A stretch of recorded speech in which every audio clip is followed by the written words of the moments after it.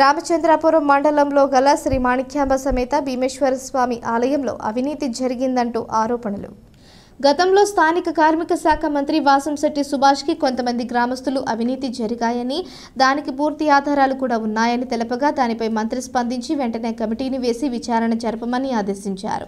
Rajahmundry divisional joint కమిషనర్గా పనిచేస్తున్న ఏవి సుబ్బారావు పర్యవేక్షణలో టీం ద్రాక్షరామ భీమేశ్వర టెంపుల్ వద్దకు వచ్చి సుమారు గ్రామస్తులు 25 మంది దేవస్థానంలో అవినీతి జరిగింది అంటూ ఆరోపణలు వ్యక్తం చేశారు. దీనిలో భాగంగానే అందరి దగ్గర ఆరోపణలు రాతపూర్వకంగా తీసుకుని అవన్నీ ఫైల్ చేసుకుని సోమవారం స్పెషల్ టీం వచ్చి దీనిపై విచారణ చేపడతారని చెప్పారు.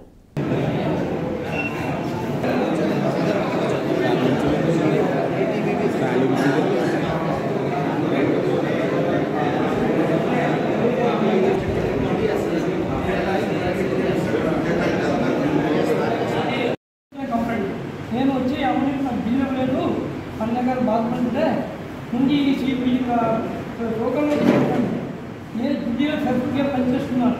2014 నుంచి చివరి కూడా ఇక్కడి నుంచి అప్రూవ్ లేదు.